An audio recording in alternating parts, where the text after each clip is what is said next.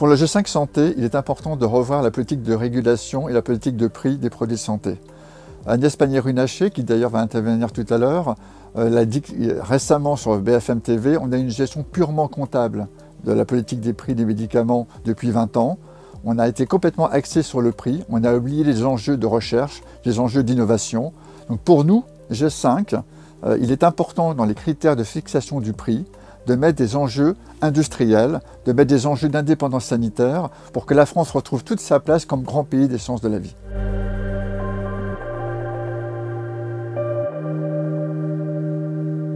Alors, il faut revoir, le G5 Santé souhaite revoir le financement accordé aux produits de santé en France.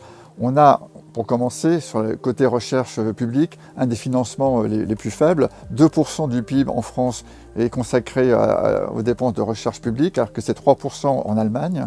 Et quand vous regardez les dépenses publiques en matière de recherche, la France a un budget qui est 2 fois inférieur au budget allemand, qui en plus, lui, croît de 11% sur ces dernières années, alors qu'en France, il baisse de 28% ces dernières années. Donc ça commence par un financement massif de la recherche publique en santé. Et par ailleurs, il faut accroître l'enveloppe qui est accordée chaque année aux produits de santé, l'accroître de manière significative, car les besoins sont énormes.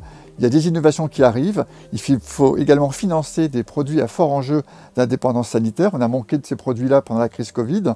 Les curares, les anesthésiques, les antibiotiques, sans parler des masques ou des tests. Donc il faut investir dans la santé, à la fois dans les produits d'innovation, dans les biothérapies, dans la bioproduction, mais également dans les produits essentiels, dans les produits importants en termes d'indépendance sanitaire.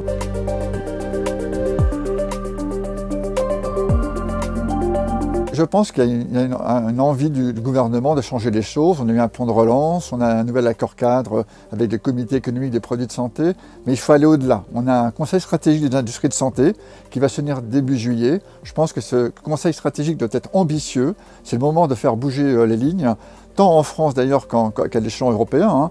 La France va prendre la présidence de l'Union européenne au 1er janvier 2022. Donc c'est le moment de changer les lignes, d'apporter des financements massifs. Je pense qu'on a besoin d'une croissance très forte sur l'enveloppe budgétaire qui est votée chaque année par le Parlement sur les produits de santé et aller d'ailleurs vers une pluriannualité des dépenses, voire 3 ans à 5 ans, la durée d'un quinquennat, pour donner de la visibilité au secteur et prévoir, anticiper ce qui va arriver en termes d'innovation.